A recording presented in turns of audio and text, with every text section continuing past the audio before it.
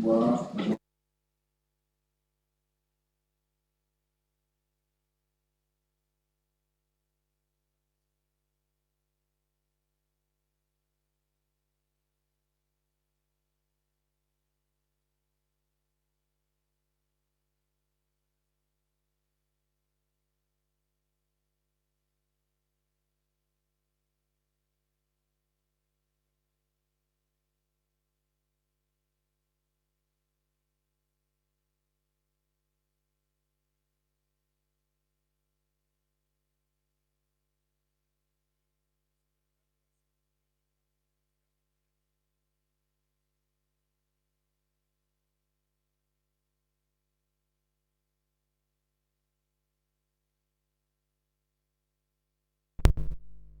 Au sujet,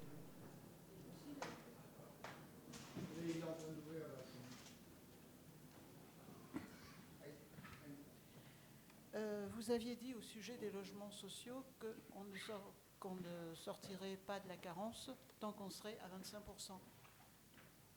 Et sur le compte-rendu, c'est pas dit vraiment aussi franchement. Ah, J'aurais voulu que ça soit corrigé. d'accord. Que l'on dise qu'on ne sortira pas de la carence malgré les constructions, c'est ça? Oui, voilà. Ok. Bon. Si vous le souhaitez. Et en ce qui concerne les logements dont la mairie a l'attribution, est-ce que c'est à la première entrée ou à toutes les entrées? C'est-à-dire un locataire qui, qui s'en va, est-ce que vous avez encore, la mairie peut encore désigner le locataire suivant? Du coup, je vais répondre en fait à la première attribution. La gestion se fait en stock, c'est-à-dire qu'aujourd'hui, la loi a changé et on a une gestion en flux au niveau des logements sociaux, mais à la première attribution, le contingent mairie est bien défini et on attribue et on a des logements bien définis. Par contre, après, sur la gestion locative qui va se faire au fil du temps, ce ne sera pas forcément les mêmes appartements qui seront dédiés à la mairie. Mais il y aura toujours le même nombre? Il y aura toujours le même nombre. Absolument. Okay. C'est des logements, ce qu'on appelle réservataires, réservés spécialement pour la mairie. Et que, par exemple, au niveau qui est géré par le groupe Valoffice. Prenez le micro parce que pour le... Ce que je voulais vous dire, c'est-à-dire c'est des logements réservataires à la mairie, si je me permets d'utiliser le mot réservataire. C'est-à-dire ces logements, c'est la mairie qui en décide. Oui, qui avec attribue... bien sûr l'enquête et l'attribution et tout. Absolument. Sachant que... C'est le bailleur qui attribue. La mairie, elle propose des candidats. Ah. Elle propose 3 candidats à chaque commission d'attribution logement. Oui. Et en fait, il y a une commission d'attribution avec... il y a plusieurs représentants, dont les bailleurs, des services de l'État, comme la DRIL, comme la mairie. Et ensuite, effectivement, le logement est attribué à un candidat. Oui, non, mais ça... Non, moi, je pensais que quand on parle de logement de la mairie, c'est au niveau de la mairie même que tout se décide. Non, les logements ne nous appartiennent pas. Au niveau des logements sociaux, non. Nous désignons les personnes qui vont les occuper, mais les logements ne nous appartiennent pas. On passe par le groupe Valoffice, comme c'est le cas Exactement. actuellement. Il y a les commissions d'attribution de logements qui se font à chaque fois. D'accord ? Voilà. Bien, donc juste une petite modification sur sur le procès-verbal, en disant que malgré les constructions, nous n'atteindrons pas les 25% de logements sociaux. Bien, alors, vous avez dans les documents qui vous ont été envoyés, je vous ai envoyé les décisions qui ont été prises, que j'ai prises entre le 28 mars et le 20 mai. Y a-t-il des questions sur ces décisions? Prenez-vous acte que je vous ai fait part des décisions que j'ai prises. Il n'y a pas grand-chose. Voilà, tout le monde prend acte. Merci beaucoup. Alors, nous aurons 3 grands thèmes dans les sujets que nous allons traiter.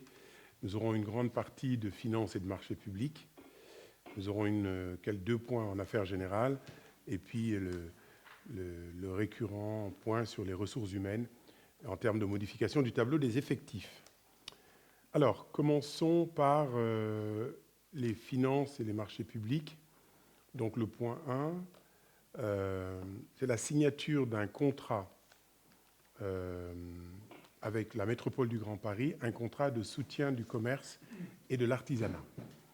Alors, la métropole du Grand Paris a mis en place un projet qui s'appelle Centre-Ville Vivant, destiné à soutenir le commerce, l'artisanat, pour rendre les centres-villes vivants et dynamiques.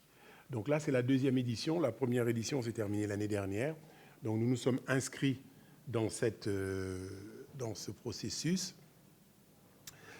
Processus qui permet d'avoir des subventions jusqu'à 500 000 €, c'est-à-dire 50% des montants des investissements que nous pourrions faire. Enfin, investissements et activités. Donc, bien entendu, les projets que nous présentons ne sont financés qu'à hauteur de 50%. Dans cette perspective, vous connaissez notre volonté perpétuelle d'aller chercher des fonds pour faire le maximum pour les Marolais et que ça nous coûte le moins. Donc, dans le cadre nous nous sommes inscrits dans ce projet pour 3 projets en particulier. D'abord, l'acquisition des murs de ce qui sera la brasserie. Il y aura un point qui sera dédié à ce point-là. La réalisation d'une étude de faisabilité pour la requalification du parvis de la mairie, c'est-à-dire, comme vous pouvez le voir, quand vous arrivez là où nous nous garons, tout ce parvis va être refait, etc. Et quelques actions pour lesquelles nous avons proposé également des projets, notamment Marolles en fête, pour les 10 jours. Vous savez que pendant Marolles en fête, nous mettons à disposition des enfants, des familles, des jeux. Et donc, nous avons droit à une subvention pour ces jeux-là. Voilà. Donc, l'objectif est de faire une demande. Et la métropole du Grand Paris nous a accordé au total une subvention de 149 000 €, c'est-à-dire 100 000 € pour l'acquisition des locaux de la brasserie. Nous en parlerons tout à l'heure, qui coûte un TTC un peu plus de 200 000 €, 203 000 € je crois. Et puis les 49 000 € pour l'étude de faisabilité donc de l'esplanade. Et d'autre part, pour nous subventionner pour Marolles en fête, pour les jeux que nous louons à l'UCPA. Donc, il nous est demandé d'approuver le contrat métropolitain, un contrat que vous avez reçu, de développement du centre-ville vivant, d'autoriser Monsieur le maire ou son représentant à signer les 10 contrats et de dire que les recettes correspondantes sont inscrites au budget communal. La commission qui s'est réunie le 14 juin 2024 a donné un avis favorable. Y a-t-il des questions, des demandes d'explication sur ces points? Merci beaucoup. Le point 1 est adopté. Le point 2, toujours dans le même ordre d'idées, c'est l'autorisation de déposer des dossiers de subvention dans le cadre de l'appel à manifestation d'intérêt Vivez les Jeux Paris 2024 dans les communes des métropoles du Grand Paris. Là, c'est la même chose. La métropole du Grand Paris a souhaité favoriser toutes les activités qui pourraient se faire dans le cadre des Jeux olympiques afin que cette dynamique olympique profite à tous les membres de la métropole. La métropole du Grand Paris, c'est 131 communes, donc ça fait beaucoup de monde. Et donc l'idée est de favoriser toutes les animations, tout ce que l'on peut faire pour que tout le monde puisse, à son niveau, participer aux Jeux olympiques qui, comme chacun le sait, est l'événement mondial le plus regardé au monde. Donc, à ce titre, nous avons demandé des subventions à hauteur de 67 100 € pour le week-end gonflé. Vous vous souvenez, lorsqu'il y avait les Jeux gonflés sur le parc urbain, la fête du sport, le 1er juin, à Villecrène, donc nous nous étions mis avec les 4 autres communes, et la journée de découverte sportive qui aura lieu, je crois, la semaine prochaine, voilà, avec les écoles, la ville, etc. Donc voilà, donc toujours pareil, nous restons fidèles à notre démarche. Chaque fois que nous faisons quelque chose, on se dit comment essayer de le financer par des subventions. Donc là aussi, la commission de finances du 14 juin a donné un avis favorable pour que nous puissions déposer ce dossier et solliciter des subventions à hauteur de 50% du montant prévisionnel de 67 100 €. Y a-t-il des questions sur ce point? Non. Donc, vous nous autorisez à solliciter le concours financier de la métropole du Grand Paris dans ce cadre, dans le cadre de Vivez les Jeux Paris 2024, et solliciter une subvention à hauteur de 50% et dire que les crédits alloués aux travaux seront inscrits au budget 2024, ce qui est le cas. Section investissement, et m'autoriser à signer les documents afférents à la mise en œuvre de cette opération. Y a-t-il des votes contre? Des abstentions? Le projet est adopté à l'unanimité. Merci beaucoup. Alors, nous y voilà.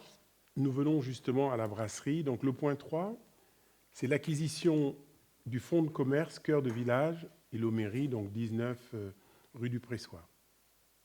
Donc, nous avons souhaité ouvrir une brasserie au centre-ville de Marolles. Je pense que nous savons tous qu'il n'y a plus de brasserie à Marolles, nous n'avons plus de lieu de rencontre. Alors, nous disons bien qu'il s'agit d'une brasserie et non d'un restaurant, c'est-à-dire que la brasserie est quand même plus ouverte. On peut rentrer dans une brasserie, prendre un café, prendre un thé ou autre chose. Dans un restaurant, c'est plus restrictif. On est là pour manger, on n'est plus là, on sort pour ne plus manger. Voilà. Donc la brasserie est un peu plus ouverte. Donc, pour ceux qui se demandent encore où se trouve ce local, c'est, vous voyez, le long du mur, le bâtiment qui vient d'être construit, là, vous avez 2 grandes portes. C'est ce local-là. Donc, nous souhaitons acquérir ce fonds de commerce d'une surface utile de 71 mètres carrés, une surface intérieure de 58 mètres carrés et une terrasse de 47 mètres 16 au total, et puis un petit bout de jardin de 11 mètres carrés. Voilà. Ce projet permettra de proposer aux habitants un nouveau lieu de rencontre et de restauration et contribuera à l'attractivité, bien sûr, et au dynamisme de notre commerce et du centre commercial dans ce nouveau quartier. Y a-t-il des questions sur ce point? Oui, la commission a donné un avis favorable le 14 juin. Non, juste un point, c'est juste une clarification par rapport à l'intitulé. Est-ce que c'est l'acquisition du fonds de commerce ou des murs? Parce qu'en fait... C'est les murs. C'est bien les murs. Hein, donc, en fait, c'est les murs. Nous n'exploiterons rien. C'est les murs. Non, mais c'est important. Parce que c'est là, important. C'est écrit fonds de commerce. Donc, je voulais m'en erreur. assurer. C'est les murs. C'est les murs d'un fonds de commerce. Voilà. Donc, c'est les murs. C'est les murs. En fait, il faudrait peut-être... C'est ça. Nous corriger juste l'intitulé. Oui, exactement. On est d'accord. OK. Et alors, la question que vous pouvez vous poser, c'est pourquoi nous voulons acquérir ces murs. Nous aurions pu laisser un restaurateur acquérir le local. Tout simplement parce que quelqu'un peut acquérir le local, un restaurateur, et puis finalement, son affaire ne marche pas. Donc derrière, il sera libre de le vendre à qui il souhaite, et il pourra le vendre à un blanchisseur, par exemple. J'ai rien contre les blanchisseurs, mais ce n'est pas l'activité que nous souhaitons. Ce qui manque horriblement à Marolles, c'est un lieu de rencontre, c'est un café, c'est une brasserie, sans parler bien sûr de la maison pour tous. Hein, je sens que Mathias me regarde en me disant, est-ce qu'il va le dire? Est-ce qu'il va le dire? Oui, je l'ai dit, Mathias. Il y a la maison pour tous qui est un lieu de rencontre quand même. Voilà. Donc, encore un blanchisseur, on n'en a pas de blanchisseur. Donc, comment? Ce serait encore utile, un blanchisseur. Ce serait utile, mais ici une énième agence d'immobilier par exemple. Mais par contre, qui c'est qui va gérer alors le truc? En fait, vous allez le louer à un particulier, quoi. Quelqu'un qui va se lancer dans l'affaire ou... C'est ça. Nous allons faire un appel à concours. Donc les restaurateurs, il y en a beaucoup qui nous font déjà plus que du pied, parce que beaucoup de gens sont intéressés. Donc ils vont nous proposer un projet de brasserie, pour rester dans ce canal-là. D'accord ? Et à partir de là, nous déciderons qui est-ce que nous allons choisir.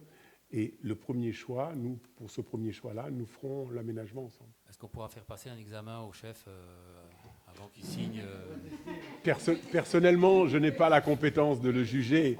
Donc, non, mais oui, nous demanderons à goûter. On peut proposer ça. Je pense que tout le monde sera d'accord. Autant que ce soit bon. Hein. Une petite dégustation, voilà, une mise en bouche. Voilà, très bien. Donc, nous votons pour approuver l'acquisition par la ville des murs du fonds de commerce inscrit au 17 rue du pressoir. Fixer le montant de l'acquisition étendu gré à gré d'un montant de 172 000 € hors taxe, soit 206 400 TTC, donc pour lesquels nous avons eu 100 000 € de subvention, et donc m'autoriser à signer les documents et dire que les dépenses sont inscrites au budget. Voilà. Y a-t-il des votes contre, des abstentions? Merci. Le point 3 est validé. Toujours en finance. Nous passons au point 4. Je vais laisser... Pour faire simple, le point 4, c'est le remplacement des armoires électriques, notamment pour l'éclairage public, étant donné que le réseau a été transformé avec des LED. Donc les armoires sont obsolètes. Elles sont aussi d'origine des installations, donc extrêmement vieillissantes. Donc il y aurait 2 tranches. Ça, c'est la première tranche qui était les armoires étaient le plus en état de délabrement très avancé. Donc voilà, vous avez la liste des armoires qui seront changées. Donc pour une somme de 101 163 € TTC. Voilà, la commission ayant porté un avis favorable sur ce genre d'opération. C'est les petits boîtiers là qui sont au ras du... Ah non, attention, il y a des distributions publiques avec les câbles d'alimentation des différentes maisons. C'est une armoire qui doit faire à peu près 81 mètres de haut sur un socle béton. Et tous les câbles d'alimentation des différents candélabres arrivent là-dessus. Il y a 17 armoires à changer au total. Pour vous donner un ordre d'idée, juste pour que chacun puisse voir de quoi nous parlons, il y a un an et demi, il y avait tout le secteur du cœur de village là, qui était plongé dans le noir. Et lorsque la société qui gère, la société BIR est venue pour intervenir, en fait, il y avait des oiseaux qui étaient rentrés, qui avaient fait leur nid, et à un moment, le courant ne passait plus. Donc, vous voyez, il y a vraiment beaucoup de choses à faire. Bien. Alors... Ah non, le public n'a pas le droit de parler durant le conseil. Il n'y a que les élus qui peuvent parler. Voilà. Désolé, c'est la loi, c'est la règle.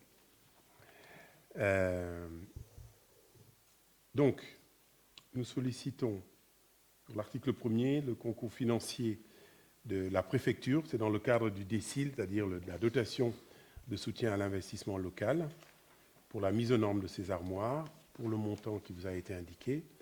Et nous sollicitons une subvention à hauteur de 80% cette fois, parce qu'avec l'État, nous pouvons aller jusqu'à 80% de subvention, montant prévisionnel de l'opération. Voilà.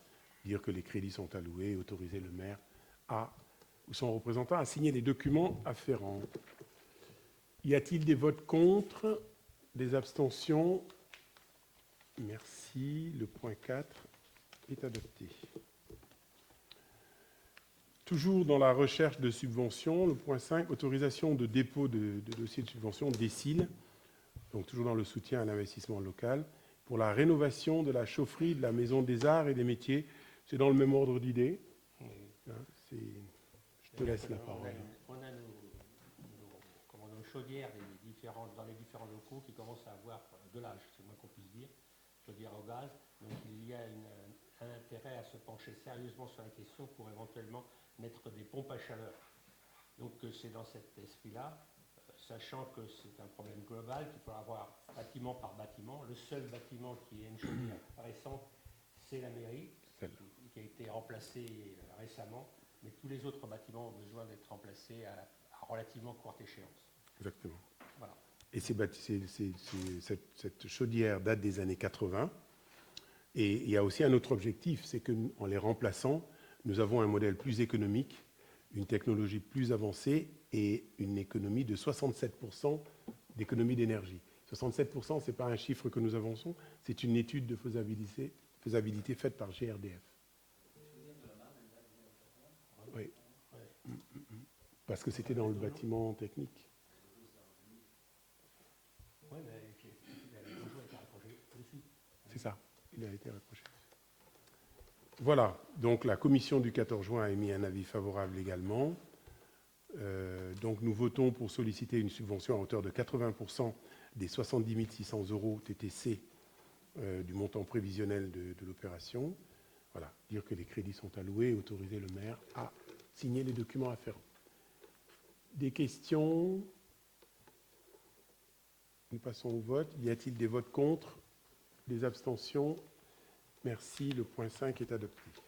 Petit complément, c'est-à-dire que ça va tout à fait dans le cadre de écologique, c'est-à-dire qu'on remplace les véhicules par les véhicules électriques, les chaudières sont remplacées par des chaudières plus performantes, l'isolation peut-être des écoles viendront plus tard, donc c'est tout à fait un processus régulier d'économie d'énergie et de remplacement par des produits qui sont beaucoup plus écologiques. Justement, dans cet ordre d'idées, là, comme vous parlez d'isolation des locaux, etc., est-ce que, juste question comme ça, est-ce qu'il ne faudrait pas commencer par isoler avant de changer la chaudière, puisque la chaudière elle-même va produire, non, mais je suis d'accord avec le fait qu'il faut faire plus écologique, etc., mais effectivement, il n'y a pas une relation... Si, il y a une relation directe, mais dans l'ordre des priorités, quand une chaudière tombe en panne, sauf si elle lâche. C'est ça le risque. C'est ça le risque. Au moins, on est sûr que de toute façon, elle sera suffisamment performante si on l'isole par la suite. Exactement. Et les études d'isolement sont en cours. Voilà. Ok. D'isolation. D'isolement. Non, d'isolation. On n'isole pas les études. Hein. On n'isole pas les études. C'est les études d'isolation, pardon. Voilà. Isolement. Bien. Point 6, partenariat pour lutter contre le gaspillage alimentaire avec la start-up Too Good To Go et la commune de Marolles. Alors, de quoi s'agit-il? En 2018, la loi 2018-938 pousse à l'équilibre des relations commerciales dans le secteur agricole et alimentaire et une alimentation saine et durable et accessible à tous. C'est la loi qui est dite Egalim, ça parlera beaucoup plus. Donc cette loi Egalim impose aux collectivités depuis le 1er janvier 2022 de réduire d'au moins de 50% le gaspillage alimentaire d'ici 2025. Alors dans ce cadre, les collectivités sont éligibles à participer à ce processus. Cela veut dire que dans nos écoles, il arrive régulièrement qu'il y ait des surplus et ces surplus sont souvent jetés. Donc pour ne plus jeter ces aliments, nous avons décidé d'adhérer avec ce groupe Too Good To Go. Ça consiste en quoi? Lorsque nous avons des surplus, nous le signalons sur une plateforme. On dit, bon, nous avons tant de barquettes de ci, tant de barquettes de ça, et les personnes qui sont intéressées payent directement le groupe sur l'application, et ensuite viennent chercher aux heures que nous avons indiquées les produits. Nous, ça nous permet essentiellement de ne pas jeter des aliments. C'est vraiment aujourd'hui, moralement, éthiquement, on va dire, ce n'est pas ce que nous voulons faire. D'autre part, c'est à des prix tout à fait intéressants pour ceux qui en ont besoin. Donc, nous avons deux choses à faire. D'abord, fixer les tarifs des barquettes, parce que nous ne pouvons pas encaisser des sommes sans en avoir voté les tarifs ici au conseil municipal. Et d'autre part, dire que lorsque nous vendons une barquette à 2,74 €, il y aura 1,09 € qui sera versé à la plateforme. Et pour toutes les sommes supérieures à 4,42 €, il y aura 25% de la somme qui sera versée. Vous vous doutez bien que l'objectif de cette opération n'est pas de gagner de l'argent, mais plutôt d'avoir une action collective, une action sociale, et puis d'encaisser ce que nous encaisserons. En tout cas, je pense que voilà l'objectif un peu du projet. Donc nous en avons parlé lors de la commission en long, en large et en travers, donc vous avez le montant des commissions, et la commission du 14 juin a donné un avis favorable. Y a-t-il des questions sur le principe? Est-ce que tout le monde connaît Too Good To Go? Non? Moi, je l'ai téléchargé pour savoir ce que c'était. C'est vraiment intéressant. Ouais, c'est intéressant. Vraiment, voilà, on vous dit, il y a des barquettes de je ne sais trop quoi, des sushis, il y a vraiment de tout. Vous allez le chercher à telle heure, vous payez sur l'appli, vous allez chercher... voilà, je n'ai pas encore fait la démarche active, mais voilà. Et si on veut être tout à fait complet... Alors, Sur un autre point, moi je suis très, très fier de présenter ce projet. Je suis très fier de présenter ce projet parce que, pour ne rien vous cacher, ce projet vient d'un agent. Ce sont les agents qui nous ont proposé ce projet et je trouvais que c'était très bien parce que d'abord, ça veut dire que les agents se sentent concernés dans ce qu'ils font. Ils ne font pas leur travail mécaniquement. Et d'autre part, ils savent que nous sommes également ouverts à des projets innovants et nous avons accueilli ce projet et c'est pour cela que ce projet est là. Ce n'est pas un projet qui vient de l'équipe d'élus, c'est des agents qui nous l'ont proposé. Voilà, nous n'allons pas nous vanter de ce que nous n'avons pas fait et c'est tout à fait c'est comme ça que nous voyons les choses également. Pas de questions, donc il s'agit d'autoriser la mise en place d'un partenariat entre la ville et la start-up Too Good To Go, d'autoriser la vente via l'application anti-gaspi des paniers surprises non consommés des cantines scolaires et du centre de loisirs, et de fixer la tarification des paniers surprises comme suit. Alors, je ne vous lis pas tout le détail, je crois que vous l'avez. Sinon, je vous lis tout. Le prix d'une portion, le prix de 2 portions. Ça risque d'être un peu long. Voilà. Et donc, d'autoriser également, ça c'est important, d'autoriser la start-up Too Good To Go à encaisser les sommes versées par les acheteurs des paniers surprises et de les reverser trimestriellement à la ville de Marolles-en-Brie après avoir prélevé d'une part, la somme de 30 € TTC au titre des frais administratifs annuels, ça c'est 30 € par an, et d'autre part, de fixer la commission à 1,09 pour les paniers vendus à moins de 4,42 € et 25% sur les prix des paniers supérieurs à 4,42 €. Voilà ce pourquoi nous votons. Oui, prenez le micro pour l'enregistrement, sinon on ne va pas entendre ce que vous dites. Allô ? Oui, c'est bon, parfait. La vente de ces paniers couvre les surplus, la dépense des surplus ou pas ? Non, non, forcément, non, c'est à perte. L'objectif n'est pas du tout financier. Pas du tout. D'accord, bon, ce ne sera pas jeté, quoi. Ça ne sera pas jeté et puis nous récupérerons ce que nous récupérerons. D'accord, ok. D'accord ? Voilà. Donc, qui vote contre ? Qui s'abstient ? Merci. Le point 6 est adopté. Nous restons toujours dans les finances. Points 7 et 8. Alors, c'est une proposition de convention de mécénat avec 2 sociétés. Nous avons déjà voté pour ces 2 sociétés. C'est 2 sociétés qui nous subventionnent, enfin qui nous... Ce n'est pas des subventions, c'est un don dans le cadre d'un mécénat. Nous sommes éligibles au mécénat. Je rappelle d'ailleurs à tous les membres du conseil municipal et aux Marolais ici présents que la municipalité accepte des dons. Si vous voulez en faire, vous voyez, dans ce cadre-là, nous pouvons en accepter. Voilà. Donc, dans ce cadre, don et héritage, si vous voulez nous mettre dans votre testament. Donc, dans ce cadre-là, nous avons ces sociétés qui nous donnent la même somme que l'année dernière, vous les connaissez, 10 000 € pour l'un, 8 000 € pour l'autre, toujours pour financer ces jeux que nous louons à l'UCPA pour Marolles-en-Fête. Voilà. Y a-t-il des questions ?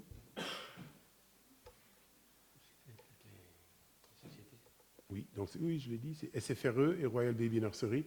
SFRE, c'est eux qui ont le marché de la voirie, et Baby Nursery, c'est la crèche privée. Voilà. Y a-t-il des votes contre ? Des abstentions ? Merci. Le point 7 et 8, les points 7 et 8 sont validés. Alors, le point 9, l'autorisation de versement d'une subvention exceptionnelle en faveur de l'association Infini Lily. En fait, j'ai rencontré la responsable de l'association lors de la semaine du développement durable. Et vous vous souvenez, l'année dernière, nous avions versé une subvention exceptionnelle du même montant à cette association. Et donc, en discutant avec Madame la Présidente, elle m'a dit qu'elle n'avait pas... Parce que je lui ai dit, mais vous n'avez pas demandé de subvention dans le cadre des associations. Elle m'a dit non, mais je ne savais pas. Et ensuite, quand je suis rentré, j'ai demandé si la subvention lui avait été versée, celle de l'année dernière, et ça n'avait pas été fait. Donc, nous voulons la mettre désormais dans les associations qui vont être subventionnées, lui verser les 500 € que nous allons voter, si vous en êtes d'accord, et les 500 € de l'année dernière. Voilà. Oh, exactement. En tout cas, il faut voter au moins les 500 € de l'année dernière. De cette année. Ceux de l'année dernière ont déjà été votés. Voilà. Donc voilà, il est question d'octroyer une subvention exceptionnelle de 500 € en faveur de l'association Infinity, dire que les crédits sont inscrits, etc., etc. Et puis nous les mettrons dans les associations, comme ça nous voterons les subventions dans le budget de manière très, très simple. Y a-t-il des questions? Nous passons au vote. Qui s'abstient? Qui vote contre? Merci. Le point 9 est adopté à l'unanimité. Alors, nous passons aux affaires générales à présent. Nous avons, comme à chaque fois, lorsque des modifications sont faites par des syndicats auxquels nous appartenons, auxquels la ville appartient, nous devons nous aussi donner notre avis. Ce n'est pas un vote vraiment, mais nous devons donner un avis favorable ou pas. Là, il s'agit du schéma d'aménagement de la gestion des eaux du bassin versant de l'Yerre qui a été révisé. Alors, je vais vous la faire courte. Quels sont les grands objectifs de ce schéma? Il s'agit de retrouver un fonctionnement des milieux aquatiques et humides, de réduire les pollutions de l'eau de surface, d'améliorer la gestion des ruissellements, de préserver un accès à la ressource suffisante et de qualité, et d'affirmer la gouvernance du SAGE au renforcement de la participation citoyenne. En gros, on essaye d'adapter la gestion des eaux aux objectifs écologiques actuels, les pluies en nombre abondant que nous venons d'avoir, mais aussi les sécheresses, etc., etc. Donc voilà, donc, ils ont retravaillé tout ça et nous demandent juste de donner un avis favorable ou défavorable. Est-ce qu'on est d'accord pour qu'ils continuent d'avancer dans ce sens ou pas? Voilà le sujet. Je sais qu'on vous a donné le rapport, il était très intéressant à lire. Je suis sûr que vous l'avez tous lu. Et assez... Oui. Je sais que je peux compter sur vous là-dessus. Des questions? Nous passons directement aux avis. Avis favorable? Avis défavorable, pardon. Pas d'avis défavorable. Donc, nous signifierons un avis favorable à l'unanimité au SAGE. Alors, point 11 dans les affaires générales, convention de partenariat entre la métropole du Grand Paris portant allocation des diffusions de billets pour les Jeux Olympiques et Paralympiques 2024. Donc, la métropole du Grand Paris a souhaité, toujours dans la même option de financer les activités d'animation concernant les Jeux Olympiques, la métropole a souhaité donner des billets aux communes. Nous avons reçu 133 billets de la métropole du Grand Paris et nous en avons acheté par ailleurs 80 en payant, la commune a payé pour ça. Donc nous devons, pour accepter ces billets que la métropole nous donne, nous devons signer une convention avec la métropole pour dire que nous acceptons les billets. Voilà, en gros c'est ça. Alors il y a un petit cahier des charges en fait parce que les billets sont destinés à des groupes, par exemple la Maison des Jeunes, des groupes identifiés. Les jeunes, par exemple, les marolais qui sont à l'UCPA, qui font du cheval à l'UCPA, le centre de loisirs, la Maison des Jeunes. Voilà, nous ne pouvons pas distribuer ces jeunes à des personnes, ni à des élus, ni aux maires. Voilà pour la métropole du Grand Paris. Donc je préfère que l'on vote sur cette convention. Après, je vous parlerai des billets que la commune a achetés. Y a-t-il des questions sur ce sujet? On passe au vote. Donc il s'agit d'approuver la convention de partenariat et de m'autoriser à signer, bien sûr, la convention. Qui vote contre? Qui s'abstient? Merci, le point 11 est validé. Alors, en plus de ces 133 billets, nous avons, comme je vous l'ai dit tout à l'heure, acheté 80 billets. Pour les Jeux Olympiques, 40 billets. Et pour les Jeux Paralympiques, 40 billets également. Donc ça nous a coûté 4 440 €. Nous voulions dépenser 2024, mais on s'est dit on double. 40-40. Voilà. Donc nous avons distribué 20 billets lors de la fête du 1er juin à Villecreine. Des Marolais ont gagné des billets d'ailleurs. Voilà. Et puis pour le reste, il y aura 50 billets que nous distribuerons, 60 billets que nous distribuerons aux associations, le foot, le golf, l'UCPA, le judo, le tennis, le hand, les associations sportives de la commune. Et rien à voir avec les billets que nous avons achetés. Nous aurons 50 billets que le département nous donne, enfin, apporteront le 21 juillet lors du passage de la flamme olympique à Grosbois. D'accord ? Donc vous vous souvenez, le 21 juillet, il y a le passage de la flamme à Grosbois avec un déjeuner sur herbe à midi, des animations, beaucoup d'animations. Voilà. Là encore, c'est l'effort de la métropole vraiment pour que nous vivions tous les Jeux olympiques à notre niveau, chacun à sa façon, dans les villes, dans les départements, la fan zone à Créteil, la fan zone à Vincennes. Et puis bien sûr, vous pouvez acheter des billets. Je suis sûr que tout le monde a acheté des billets pour la finale de 100 mètres. C'est les plus chers. C'est 3 000 € le virage. Donc voilà, pour 9 secondes maximum. Hein. Donc ça fait cher la seconde. Voilà les informations. Si vous avez des questions sur ce point, sur les billets, etc., je suis à votre disposition. Sur les billets de la métropole, comment les critères d'attribution, est-ce que c'est déjà fixé ou c'est juste à voir? En fait, on a essayé, on ne les a pas encore reçus, donc on peut encore les travailler, mais on a d'abord décidé de les donner aux associations, mais sur proposition des présidents des associations. D'accord ? C'est nous qui allons décider à l'intérieur de vos associations à qui les donner, etc., etc. Donc ce seront les présidents qui nous proposeront à qui les donner, et puis nous les donnerons aux présidents d'associations. Non, pas d'ingérence intérieure, interne à la vie des associations. Je ne me permettrai pas.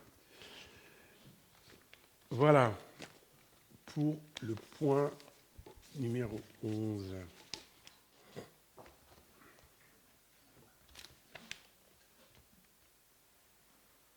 Alors, ça c'est fait. Ça c'est fait aussi. Alors, le tableau des effectifs. Donc, comme à chaque fois qu'il y a une modification sur le tableau des effectifs, nous sommes tenus de vous le représenter. Qu'est-ce qui justifie la modification du tableau des effectifs ? D'abord, bien sûr, des embauches. Avant de faire les embauches, il faut qu'on ouvre les postes. C'est le cas notamment chaque été. Nous embauchons des jeunes pour l'été, en fait, pour travailler pour renforcer le service technique. Donc là, nous avons ouvert 5 postes d'adjoints techniques saisonniers, donc de catégorie C. Donc ce sera pour les jeunes saisonniers qui seront embauchés en juillet ou en août. Et puis nous avons 2 postes de rédacteurs, c'est-à-dire catégorie B, pour 2 agents qui ont réussi leur concours. Nous avons la chance d'avoir des agents qui sont motivés, qui veulent avancer, et nous pouvons les nommer. Et il y a un 3e agent par promotion interne que nous intégrons également dans cette promotion. Voilà. Donc le tableau que vous avez reçu vous donne l'état des lieux avant l'ouverture de ces postes, si nous les votons, bien sûr. Et il y avait 81 postes d'ouverts dans la commune, 75 postes occupés. Ça veut dire que l'effectif est de 75. Et là, avec ces 9 postes, nous passons de 81 à 89. Il y a toujours 76 postes d'occupés en attendant l'arrivée des 6 personnes, des 5 jeunes pour l'été. Y a-t-il des questions sur les effectifs? Exactement. Nous leur transmettrons. et plein d'encouragement à ceux qui se présenteront à ces concours la prochaine fois. Donc, nous devons voter pour dire que la rémunération et la durée de carrière seront celles fixées par la réglementation en vigueur pour les cadres d'emploi concernés, dire que les crédits nécessaires à ces dépenses sont prévus au budget 2024 et m'autoriser, bien sûr, à l'exécution de la présente délibération. Y a-t-il des votes contre? Des abstentions? Merci. Ce point des affaires générales est adopté. Nous passons aux affaires scolaires. Je laisse la parole à Anne Ferreira, adjointe aux affaires scolaires. Donc nous allons passer à la modification des quotients familiaux. Une révision des quotients familiaux est nécessaire pour simplifier et rendre plus équitable le calcul des tarifs. Nous pouvons en effet constater différents points. Un calcul de quotient très complexe. 9 tranches tarifaires existent aujourd'hui pour 72 tarifs différents. Nous n'avons pas de tarifs pour les non-marolettes, pour les personnes extérieures. Nous n'avons pas de plafond de ressources et nous avons beaucoup de faux justificatifs d'absence. Ainsi, pour répondre à ces constats, il est proposé de modifier les quotients familiaux à partir du 1er janvier 2025. En simplifiant le calcul du quotient, en réduisant le nombre de tranches à 7 pour passer à 42 tarifs différents, en appliquant un tarif extérieur, en déterminant un plafond de ressources et en instituant une journée de carence pour la restauration scolaire. Donc nous avons eu la commission le 10 juin, donc il y a eu 2 avis favorables et une abstention, à savoir que ce projet a été aussi présenté aux parents d'élèves, aux différentes fédérations de parents d'élèves. Donc voilà, avez-vous des questions ?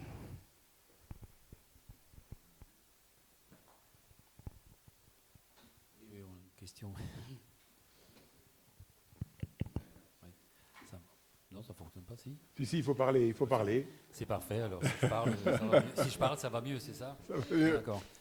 Donc en fait, le problème, parce qu'effectivement Dominique Maignan s'est abstenu à la commission, alors il y a plusieurs questions et commentaires. On a un changement des tranches et on n'a pas les tranches vraiment des revenus. Il y avait 9 tranches avant. Excuse-moi, tu peux parler pour les sourds? Ah bah j'ai ce, plus fort. Comment il faut que je fasse? Allez, plus fort. Je parle plus fort, c'est ça? Oui, c'est ça. Dis-moi clairement, oui, je vais parler plus fort alors. C'est bon. Excuse-moi. C'est bon.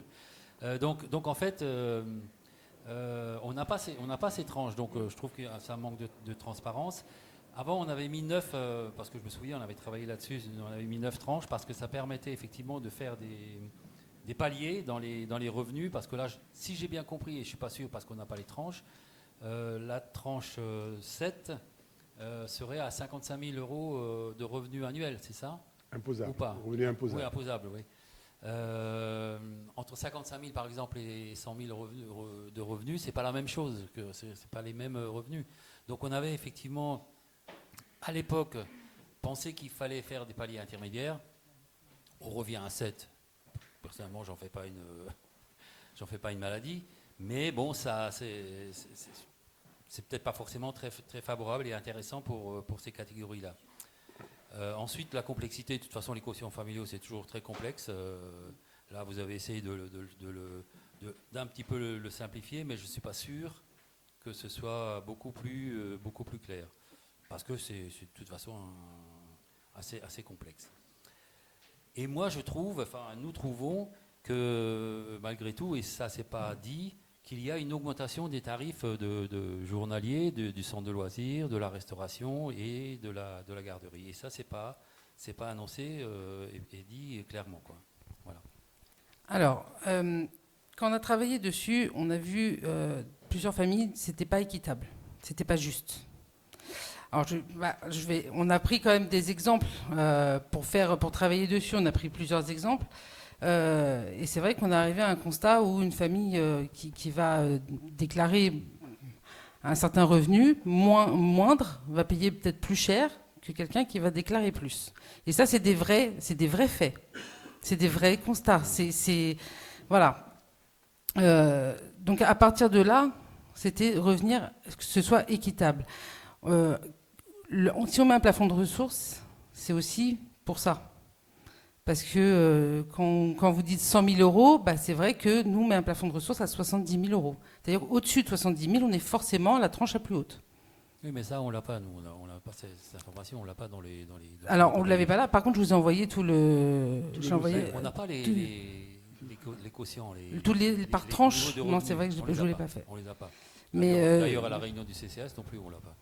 Donc déjà ça, pour moi, ça manquait un peu des éléments pour prendre position.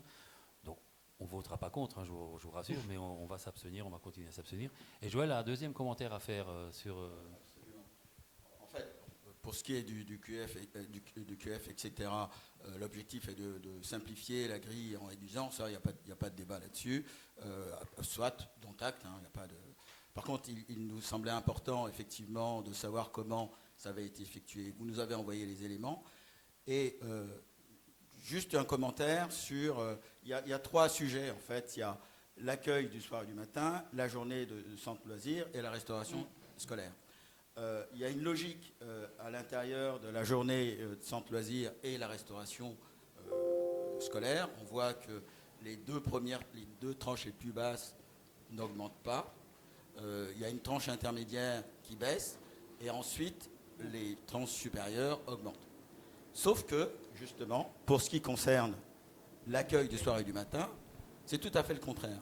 Alors la question, c'est quelle est la logique qui a amené à faire en sorte que, dans ce qui concerne le CLSH, la journée complète, on arrive à 0%, à des augmentations plus fortes sur les tranches les plus basses. Et là, je n'ai pas bien saisi la logique. Augmentation plus forte pour les tranches les plus basses. Sur l'accueil du soir et du matin. Voilà. Il n'y a personne. En fait, la tranche 1 et 2, on les a fusionnés, mais en fait, on a pratiquement pas d'enfants dans la tranche 1 et 2. On n'a pas d'enfants. Ah, mais après, c'est vrai que ce qu'il faut regarder, c'est surtout à la fin, parce que les familles, ce qu'elles regardent, c'est à la fin leur augmentation, leur diminution. Après, quand vous dites qu'il y a une augmentation, là, je ne suis pas d'accord, parce qu'on n'est pas parti du tout dans l'idée d'augmenter les tarifs. Et ça, on tient vraiment à le préciser. C'était pas vraiment du tout notre leitmotiv. Alors, pour information, parce que ça, effectivement, c'est des informations que vous n'avez pas, entre 2021 et 2023, la restauration coûte à la commune 88 261 € en plus. Cette répercussion, vous ne la trouvez pas dans les nouveaux quotients. Oui, ça, c'est sans, attention, c'est sans l'encadrement derrière, donc sans les hausses de salaire des agents et tout ça. Voyez, donc on n'est pas du tout parti dans l'idée d'augmenter. Il y a des familles qui diminuent. Et je pense que ça aussi, il faut le souligner. C'est bien ce que j'ai dit tout à l'heure en préambule, c'est de dire que sur tout ce qui concerne la restauration scolaire, etc., c'est assez cohérent, on va dire, par rapport à ce que vous souhaitiez faire, et il n'y a pas de débat par rapport à ça. C'est juste de prendre acte. Au niveau de l'accueil. Exactement. Les 2 premières tranches n'augmentent pas. Il y a une tranche intermédiaire qui baisse. Donc ça, c'est plutôt c'est là qu'il y a beaucoup de monde. Et les tranches basses, il n'y a personne. Absolument. Et là, après, on augmente. Et là, ça paraît cohérent, on va dire. Par contre, sur l'accueil du soir et du matin, les 2 tranches les plus basses, entre guillemets, augmenteraient, et ça, je prends votre tableau, hein, de 20%. Et la tranche intermédiaire, la fameuse tranche, continue à baisser. Et les tranches supérieures augmentent aussi, mais proportionnellement moins. Si je reprends le tableau, hein, c'est tout. C'est juste cette cohérence ou cette incohérence, on va dire, que je voulais soulever. Et juste pour savoir, mais tiens, parce qu'en fait, ces éléments-là, on ne les avait pas lors de la commission. Vous nous les avez envoyés après, on les a analysés, et voilà ce qu'il en ressort. Point. Il n'y a pas de polémique derrière ça, c'est juste de dire quelle est la logique que vous avez suivie pour faire ça. Nous reviendrons avec des réponses précises, mais il il y a une chose qui n'a pas été évoquée, c'est que cette refonte réduit le nombre de tarifs. Nous avions 72 tarifs pour les familles. Quand quelqu'un vous dit, mais comment je suis facturé, alors là, c'est vraiment la question qui fait que là, Et il y a une vraie logique derrière ça. on rame. On rame. Donc il fallait simplifier, premièrement. Deuxièmement, Anne l'a dit, je le répète, par rapport aux augmentations des coûts ne serait-ce que la restauration scolaire, plus 84 000 en 2021, plus 100 000 chaque année.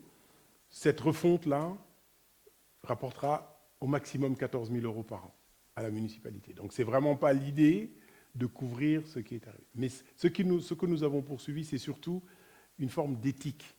Vous avez des familles qui gagnaient plus, qui payaient moins, parce que la structure familiale, parce que certains revenus ne rentrent pas, certaines aides, etc. C'est vraiment c'est hyper complexe comme système de calcul. Nous avons essayé de simplifier. Bien entendu, quand on fait ce genre de travail, c'est toujours très compliqué. Et il faudrait ne pas parler que de tarifs, mais de parler de nombre de personnes impactées. Si on veut vraiment parler d'équité. Mais j'entends complètement ça. C'est justement cette information. Par exemple, là, quand je l'ai annoncé, vous me dites qu'il n'y a pratiquement personne dans cette... le tableau ne le dit pas. C'est vrai. Le tableau dit juste quotient, temps, revenu temps, c'est augmenté temps. C'est ça. Ou baisse de temps. Point. Absolument. Donc, effectivement, on ne peut se baser que sur ces éléments-là. Bien sûr, bien sûr. Voilà. D'ailleurs, ça n'a pas choqué les familles, parce que les associations de parents d'élèves avec qui nous avons parlé de ça ont bien compris le principe, parce que les associations savent, enfin les parents savent que voilà, il n'y a personne là. Mais nous reviendrons dessus et puis nous donnerons des explications sur le sujet. Oui, enfin, donc, comme Joël l'a dit, c'est simplement en termes de transparence et d'information complète, qu'on ait tous les éléments pour voir comment... Il n'y a pas de volonté de cacher. Vous n'avez pas l'information, voilà. il n'y a pas de volonté de cacher. Il n'y a pas de volonté de cacher, c'est qu'on a un tableau que vous avez... Absolument. Absolument. Oui. Ben, nous regarderons ce point. De la logique Nous sommes... derrière cette nouvelle... Et ça va expliquer notre abstention. Nous n'en sommes pas encore au vote, mais s'il faut voter maintenant, allons-y. Non, mais il n'y a pas de problème. Je veux dire, quand on fait ce genre de travail, moi, d'abord, je veux remercier la commission pour le travail fait, parce que c'est un travail hyper lourd, hyper complexe, et ce n'est pas simple du tout. Et que nous ayons raté une ou deux choses, franchement, ce n'est pas le drame. Mais, surtout que nous éluciderons les questions. Voilà. Nous participons à l'ensemble des commissions, et notre participation, je ne sais pas. Alors, rien à dire. Merci. Oui. Très constructif, très très bien. Il n'y a pas de problème, et puis c'est toujours rassurant de savoir que nous avons une marge de progression. Par contre, est-ce que je peux poser une question Bien sûr. Si on peut parallèle par rapport aux inscriptions, tout ça, comment c'est fait maintenant par exemple, au centre de loisirs, la restauration, combien de temps à l'avance il faut qu'ils s'inscrivent? Il y a des choses qui ont été modifiées? Non, on n'a pas modifié les temps. Les règles Alors, en tête comme ça, là Hop là, 3 jours avant pour la restauration scolaire. Ouais. Les vacances scolaires, c'est... Alors, il me semble que c'est entre 10 et 15 jours, et c'est payable à l'avance. Les vacances scolaires, je vous parle. Et le mercredi, c'est la semaine d'avant. Enfin, voilà, C'est pas un oral, hein, donc... non, mais peut-être prochaine fois aussi. Après, ils sont tous... Le règlement intérieur est disponible sur le site, où dedans, il y a tout noté. Voilà, avec les dates à ne pas dépasser. Voilà. Et un mail est envoyé à chaque parent, mailing est fait quand même. Bien.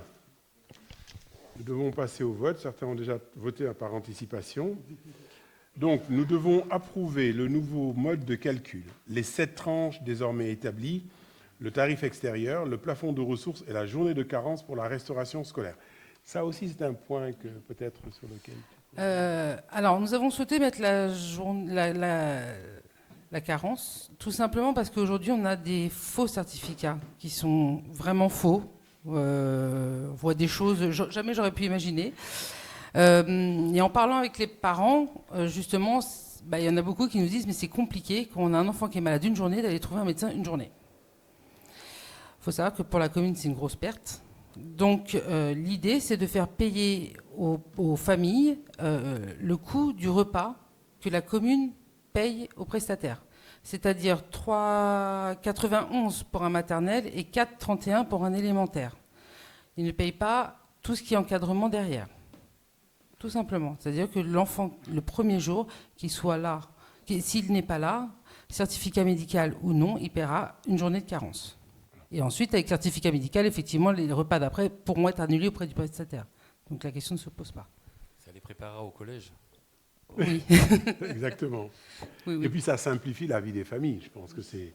Voilà. Alors, les parents d'élèves ont été, on dit oui tout de suite, hein, parce que Ouais, la ça, c'est simplification pour trouver un médecin, parce que notre enfant n'a pas dormi de la nuit, c'est juste compliqué. Et franchement, pour 4 euros, c'est ce qu'on me dit. Hein, pour 4 euros, je préfère le garder quand il a vomi toute la nuit, quoi.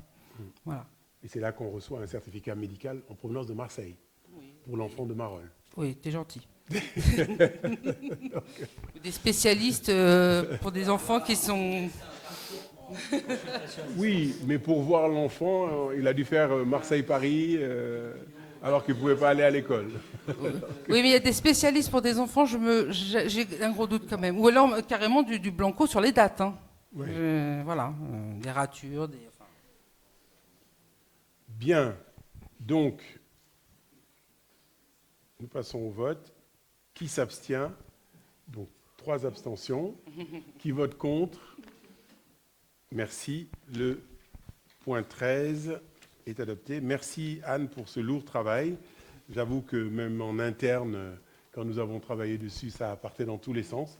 Et Anne a simplifié tout ça et nous a permis tous de voir clair, alors qu'on voyait vraiment flou, quoi. Merci beaucoup pour le travail réalisé. Toujours dans les affaires scolaires, convention de mise en œuvre d'actions vacances apprenantes l'été 2024 dans le premier degré. Tu veux le faire ou je le fais? Je te laisse la parole. Face aux répercussions scolaires et sociales des périodes de pandémie, un besoin positif d'expérience collective, de partage et de remobilisation des savoirs doit être pris en compte et fédérer tous les acteurs.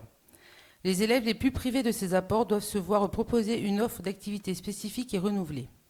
Dans ce cadre, l'Éducation nationale engage un vaste plan visant à démultiplier le dispositif Vacances apprenantes afin qu'il puisse profiter au plus grand nombre d'élèves avec une priorité accordée aux écoles des réseaux d'éducation prioritaire et des territoires relevant de la géographie prioritaire de la politique de la ville ainsi qu'aux écoles des zones rurales éloignées.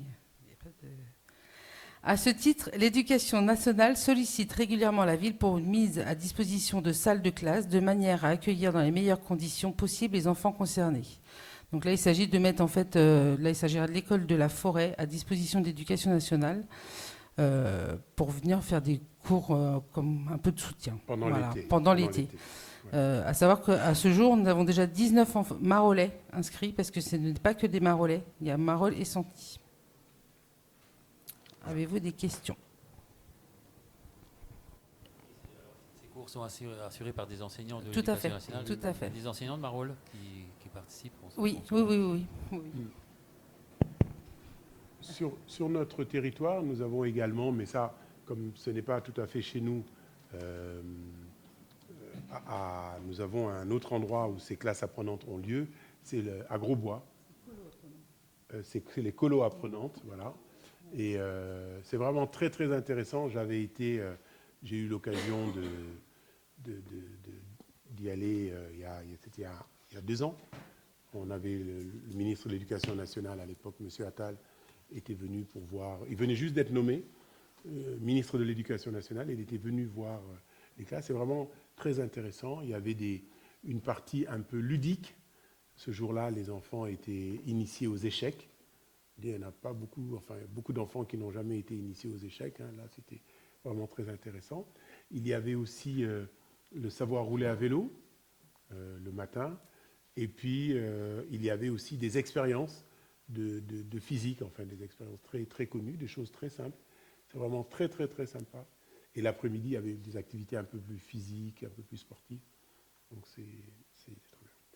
Voilà, donc chez nous, ils nous demandent simplement de mettre à disposition de l'Éducation nationale une salle à l'école de la Forêt, enfin, pour, trois salles à l'école de la Forêt, pour faire cela. Donc, nous votons pour approuver la convention de la direction académique des services de l'éducation nationale du Val-de-Marne pour la mise à disposition de salles de classe s'y annexées et de m'autoriser à signer la dite convention. Y a-t-il des abstentions? Y a-t-il des votes contre? Merci beaucoup. Le point 14 est adopté. Dernier point, convention avec la DSDN. DSDEN. Donc il s'agit, comme tous les ans, en fait, la commune met à disposition 2 personnels au sein des écoles. Donc un premier personnel pour tout ce qui est multisport et un deuxième personnel pour tout ce qui est initiation à la tablette. Alors au numérique plus précisément, mais c'est vrai qu'ils font beaucoup je ne sais plus le nom, de programmation. En fait, ils apprennent, au début, numérique, ça fait un peu peur, mais en fait, ils apprennent à un enfant que la tablette ne sert pas que à jouer. Bon, si on peut faire de la programmation, et donc c'est des choses très intéressantes. Ils utilisent des petits robots. Ouais. Donc voilà, il s'agit là de renouveler pour l'année prochaine cette mise à disposition de personnel. Est-ce que vous avez des questions? Il y a aussi l'initiation sportive, le multisport. Oui, voilà. J'ai dit les deux. Donc du codage, ce qu'on appelle la programmation, maintenant on dit codage. Ça c'est pour les boomers, les initiations. C'est du codage, voilà. Ils codent. Voilà, c'était jadis la programmation. Et pour les jeunes, c'est très intéressant. Y a-t-il des questions sur ce dernier point, ces 2 derniers points? Parfait, nous passons au vote. Donc la commission avait donné un avis favorable à la majorité. Donc nous devons approuver les 2 conventions pour la mise à disposition d'intervenants extérieurs et m'autoriser à signer les dites conventions. Y a-t-il des abstentions, des votes contre? Merci beaucoup. Le point 15 et 16 sont adoptés. C'était les derniers points à l'ordre du jour. Alors, les informations diverses. Moi, je voulais, en informations diverses, d'abord vous remercier tous pour votre mobilisation lors de l'élection européenne, mobilisation pour tenir les bureaux de vote. Ça s'est très bien passé. Nous n'avons pas eu de problème du tout. Et nous avons eu beaucoup d'entre vous se sont mobilisés. Ça, c'est la bonne nouvelle. La mauvaise, vous la connaissez, c'est que j'ai besoin de vous le 30 et le 7. D'accord ? Donc voilà, nous devons remettre ça. Et je compte sur vous. J'ai commencé à faire le tableau du 30, c'est fait. Vous allez recevoir les courriers. Là, je viens de les signer. Et ceux du 7 partiront tout de suite derrière. Donc, j'ai essayé de tenir compte au maximum des contraintes des uns et des autres. Mais bon, ce n'est pas toujours évident de tenir compte des horaires du matin de l'autre, de machin, sachant que quand on commence le matin, on finit le soir. Ce n'est pas toujours évident. En tout cas, j'ai fait au mieux. Je suis sûr que ce n'est pas parfait. Donc, par avance, je sollicite votre indulgence, comme on dit. Voilà. Comme c'est le dernier conseil avant l'été, tout le monde sent que l'été est là. Voilà. Déjà, vous rappelez 2 petites choses. Demain, nous avons la fête de la musique. C'est le 2e jour de l'été, c'est le 1er jour de l'été, le 21 juin, quand même, d'accord. C'est le solstice d'été. C'est le 20, le 1er jour, c'est le 20. Absolument, absolument, absolument, absolument. Nous n'y sommes pas encore. Donc, demain, comme chaque année, au centre commercial, nous aurons des orchestres, des tables, nous pourrons faire la fête. Hein. Vous êtes tous conviés, j'espère vous y voir tous. Ça, c'est le premier point. L'autre point également, la semaine prochaine. La semaine prochaine, nous commencerons le 28 par une autre guinguette. Vous savez, à Marolles, quand on commence les fêtes, on n'arrête plus. Cette fois-ci, c'est la guinguette des commerçants. Même endroit, même place, voilà. C'est les commerçants qui nous inviteront. Donc ça, ce sera le vendredi soir. Le samedi 29, nous inaugurerons Marolles en fête. Mais avant d'inaugurer les Jeux à 12h30, à 11h, nous inaugurerons la nouvelle dénomination de la Maison des Arts et de la Musique, que nous appellerons Maison des Arts et de la Musique Alain Josse. D'accord ? Voilà. Et puis après, nous ferons l'inauguration des Jeux. Bien sûr, le soir, il y aura Marolles en fête en bas, etc., etc. Et je crois que la météo, de ce qu'on en sait aujourd'hui, sera meilleure. Mais à aujourd'hui. À aujourd'hui. Voilà. Alors, pour ce dernier conseil municipal qui annonce un bel été, puis je n'ose pas parler des Jeux Olympiques qui arrivent derrière, nous sommes dans l'Euro, ça je n'ose pas en parler, après les Jeux Olympiques, je pense que c'est une année bien sportive. Ben, je vous invite, pour ceux qui veulent, à rester, y compris les Marolais qui sont là, pour partager un verre de l'amitié, pour finir l'exercice en beauté. Exactement. Merci à vous. Et